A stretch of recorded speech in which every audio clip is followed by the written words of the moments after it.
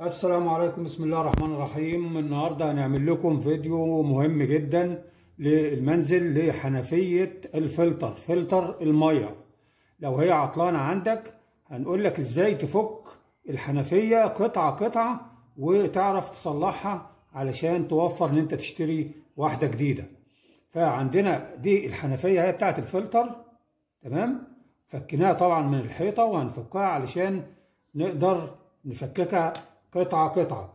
بس لازم يكون معاك شوية عدد، يعني مفتاح مثلا زي ده كده بيقولوا عليه فرنساوي، تمام. وفي مفتاح تاني على قد ان انت تفتح القلب بتاع الحنفية، وفي مفك عشان المسمار اللي هنفك بيه، ويكون معاك سكينة مثلا او قطر، تمام. علشان هنستخدم كل الحاجات ديت لازم تكون موجودة عندك علشان تقدر تفك الحنفية قطعة قطعة. نفك ازاي؟ هنستخدم الاول السكين او القطر علشان نشيل الغطا اللي هنا زي ما انتم شايفين اهوت، في غطا فوق، فتاخد بالك ما يكونش ايدك في اتجاه السكينة وتعمل بالسن بزاوية مايلة كده وتطلع الغطا اللي هو فوق ده اللي زي ده كده.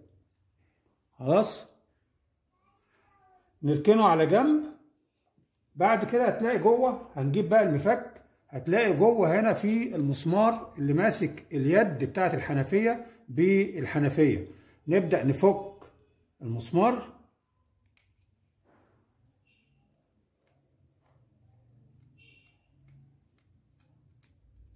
تمام. ادي المسمار نحطه جنب الغطا. بعد كده اليد ديت هنبدأ نشدها لفوق، طلعت معانا خلاص، نحطها في الترتيب بتاعها. في هنا بقى في غطا اهوت، في غطا ده نلفه شمال ونرفعه لفوق اهوت، تمام. بعد كده هنلاقي القلب ظهر لنا اهوت، وفي هنا صامولة اللي احنا بنفك بيها، بنفك القلب منها. طيب لو لقيته مزرجن يبقى لازم تستخدم المفتاح ده، ان انت تحطه هنا كده وتبدأ بالمفتاح التاني تبدأ تفك القلب اهو. خلاص، القلب ده القلب. طيب القلب ده هل هو كده بس قطعة كده؟ لا، ده فيه لسه فيه اجزاء جواه. طبعا دي الحنفية فقط اهيت. خد بالك بقى من القلب او في الحنفية من الداخل هتلاقي فيه جوان، اللي هو الجوان الاحمر ده، بس هو دخل هنا في القلب. ده الجوان اهوت.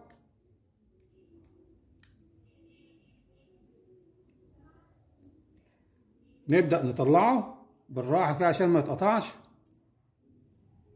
ده جوان.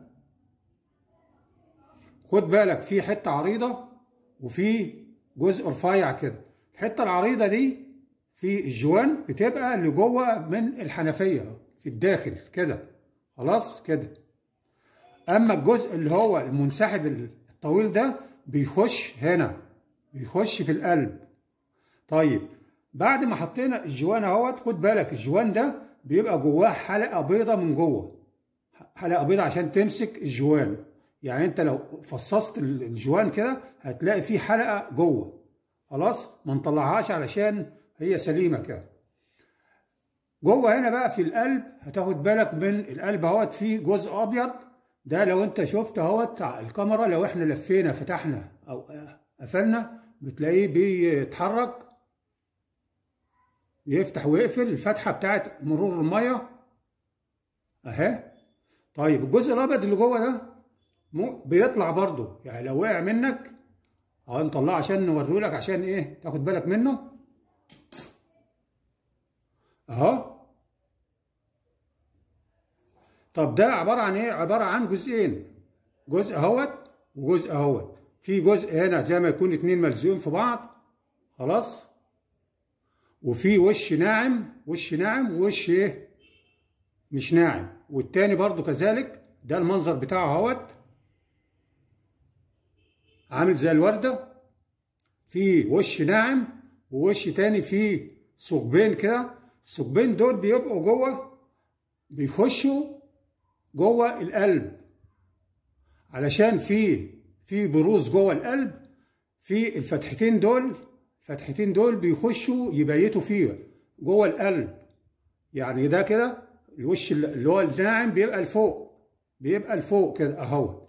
وتاخد بالك من اتجاه البروز اللي جوه، وتبدأ تركب الجزء ده جوه اهوت كده. ركب اهوت، يعني مش بيركب اي اتجاه، لا، ليه توجيه معين. خلاص. والجزء الثاني بيبقى الجزء الناعم او الوش الناعم بيبقى لجوه، بس في بروز اهوت وبروز هنا، علشان في هنا فتحه وهنا فتحه. برضو لازم تنيم او تبيت الجزء ده في الفتحتين علشان يبقوا ثابتين اهوت. يعني برضو ما بيركبش اي حاجه. بعد كده تلف هتلاقيه بيفتح ويقفل معاك. خلاص. ده لو انت في اي جزء من الاجزاء دي عطلانه ممكن تغيرها بدل ما تشتري حنفيه كامله. طب نركبه تاني ازاي؟ طيب هنجيب الحنفيه ونركب الجوان الاول. الجوان اول حاجه، الجوان زي ما احنا قلنا الجزء اللي هو عريض لتحت اهو. او في حاجه احسن كمان، ان انت تدخل الجوان في القلب من البدايه اهوت، يبقى احسن واسهل.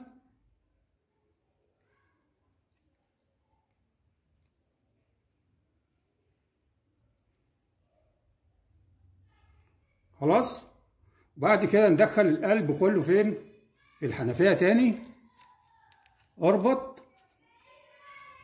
طبعا بتقرب بايه؟ بالمفتاح.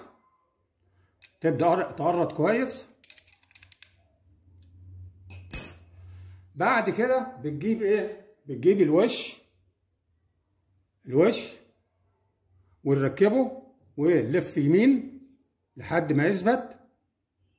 بعد كده هنجيب اليد. خد بالك اليد لها اتجاه، لازم تكون بتبيت هنا بقى في التروس ديت اهو، ويكون عاليه، لان لو قلبتها كده مش هتركب. لازم لها اتجاه برضو وتكون عاليه كده اهوت، وتركب في السن. تمام. بعد كده نجيب المسمار اللي بيثبت الايد ونركبه،